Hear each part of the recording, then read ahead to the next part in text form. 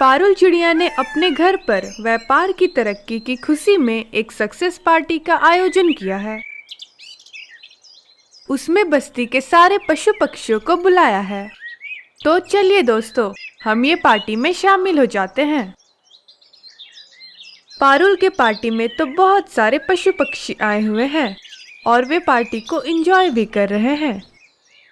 तभी घूंगा मौसी धीरे धीरे पारुल के घोंसले में आ जाती है। घूंगा मौसी ने पार्टी में आते वक्त पारुल के लिए गिफ्ट भी लाया है। बधाई हो पारुल, मैं तुम्हारे लिए बहुत खुश हूँ। तुम ऐसे ही तरक्की करते रहो। आपका बहुत बहुत शुक्रिया घूंगा मौसी। आइए, आप भी पार्टी में शामिल हो जाइए।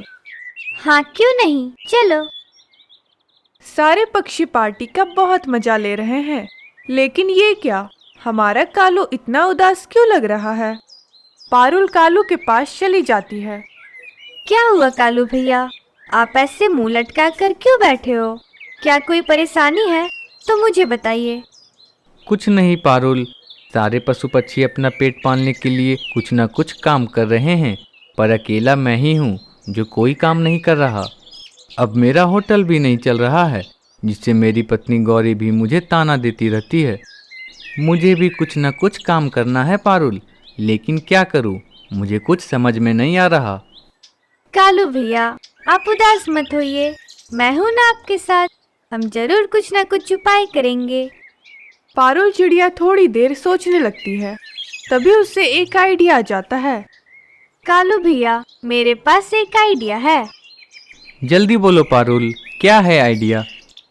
कालू भैया, अब सर्दियाँ खत्म होने वाली है और वसंत ऋतु आने वाला है। क्यों ना आप पतंग की दुकान खोलिए। मकर संक्रांति के दिनों में सभी पशु पक्षी खूब पतंगबाजी खेलते हैं। अरे वाह पारुल, यह तो बहुत ही अच्छा आइडिया है।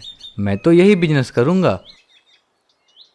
दूसरे ही दिन से कालू अपना पतंग का दुकान शुरू कर देता है। पारुल भी कालू की दुकान लगाने में मदद करती है। ऐसे ही कुछ दिन गुजर जाते हैं, लेकिन कालू कौवे की एक भी पतंग नहीं बिकती। कालू फिर से उदास हो जाता है। पारुल चिड़िया बाजार से कुछ फल लेने के लिए आई हुई थी। तभी उसने सोचा, क्यों ना कालू के दुकान का हाल चाल पूछा जाए। पारुल चिड़िया कालू कौवे की दुकान के पास आ जाती है। कालू फिर से उदास बैठा हुआ था। अरे कालू भैया, अब क्या हुआ? फिर से आप मुंह लटका कर बैठे हो। क्या करूँ पारुल, तुम्हारे कहने पर तो मैंने पतंग की दुकान खोल ली, लेकिन जब से दुकान खोली है तब से एक भी ग्राहक नहीं आया है। मुझे तो अब और भी ज़्यादा बुरा लग रहा है। अब तो मुझे भी बुरा लग रहा है कालू भैया। पारुल सोचने लगती है। उसके दिमाग में एक और आइडिया आ जाता है। कालू भैया, मेरे पास एक और आइडिया है। अब कौन सी नई आइडिया है तुम्हारे पास? मुझे तो अब और कुछ करने से बहुत डर लग रहा है। फिर भी बताओ, तुम क्या सोच रही थी? क्यों ना हम हमारे जंगल में पतंगबाजी की प्रतियोगिता रखें। इस तरह से आपके पतंग भी बिक जाएंगे और जंगल के सभी पशु पक्षियों को आनंद भी मिलेगा। ये हुई ना बात। चलो, हम एक एक करके जंगल के सारे पशु पक्षियों को इस पतंग प्रतियोगिता के बारे में बताते हैं। रुकिए कालू भैया, हमें ये बात पहले राजा जी को बतानी होगी और हमें इस पतंग प्रतियोगिता के लिए उनसे आदेश लेना होगा। अगर वो मान गए तो हम ये बात सारे पशु पक्षियों को बता देंगे।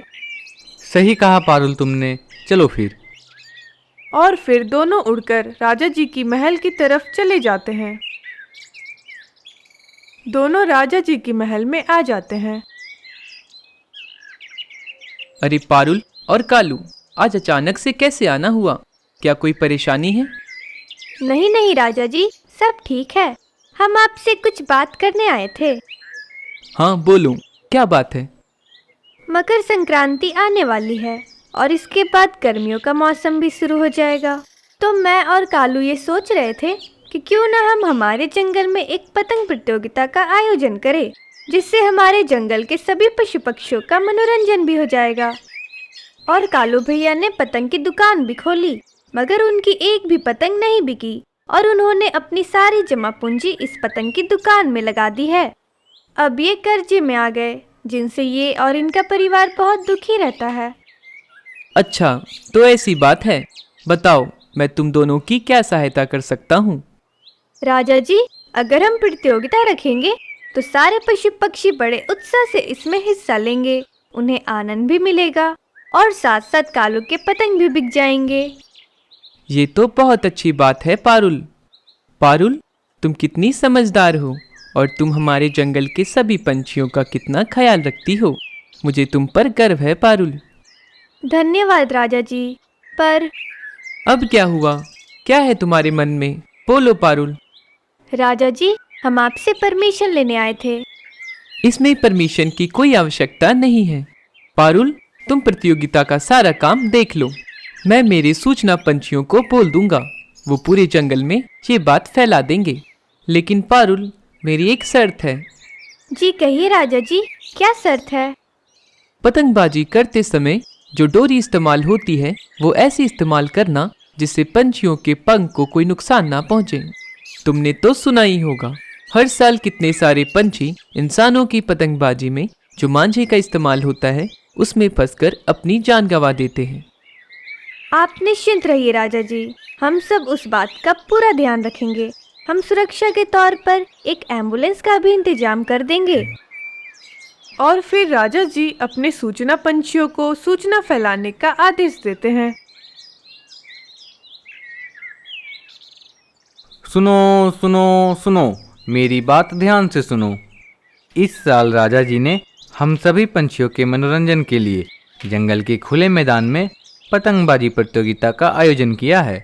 जो भी पंछी इस प्रतियोगिता में हिस्सा लेना चाहते हैं वो कल सुबह जंगल के खुले मैदान में पारुल चिड़िया के पास अपना नाम लिखवा सकते हैं और आपको अपना पतंग खुद लाना पड़ेगा। इसके लिए आप कालू कौवे की पतंग की दुकान में जा सकते हो। जो भी इस प्रतियोगिता में जीत जाएगा उसे राजा जी 10 बोरी अनाज देंगे। कल की प्रतियोगिता खत्म होने तक कोई भी पंछी मैदान के ऊपर से नहीं उड़ेगा, ऐसा करने से वो घायल हो सकता है। ऐसा कहकर सूचना पंछी आगे उड़कर चले जाते हैं। सुबह हो जाती है। पारुल और कालू मिलकर खुले मैदान में पतंग की दुकान लगा देते हैं। एक एक करके पक्षी पारुल के पास अपना नाम लिखवा लेते हैं और कालू से अपनी पतंग खरीद लेते हैं। देखते ही देखते कालू की सारी पतंग बिक जाती है।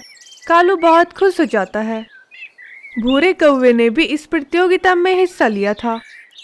आज तो मैं ही जीतूंगा, देखते हैं मुझे कौन हराता है। भूरा कौवा मांझे का इस्तेमाल करने वाला था। कुछ ही देर में प्रतियोगिता शुरू हो जाती है। पारुल के साथ साथ बाकी के पक्षी भी प्रतियोगिता में शामिल हो जाते हैं। सबने अपनी अपनी पतंग हवा में उछाल दी। अरे देखो, कितनी ऊपर उड़ रही है मेरी पतंग। अब देखो मैं कैसे बुल्ली मौसी के पतंग को काटता हूँ। उल्लू बुल्ली मौसी की पतंग को काट देता है।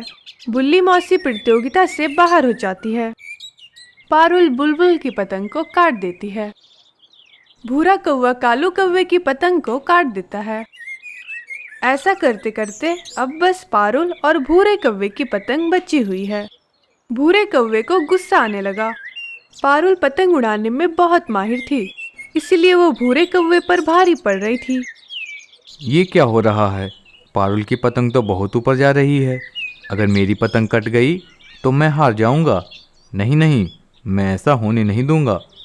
भूरा अपनी पतंग की डोरी को एक पेड़ से बांध देता है और उड़कर पारुल की पतंग को काटने की कोशिश करता है। सारे पक्षी नीचे से भूरे कौवे को आवाज लगाते हैं। अरे भूरे, ऊपर मत जा, तुझे चोट लग जाएगी। भूरा किसी की नहीं सुनता, क्योंकि उसे बस जीतने की पड़ी थी।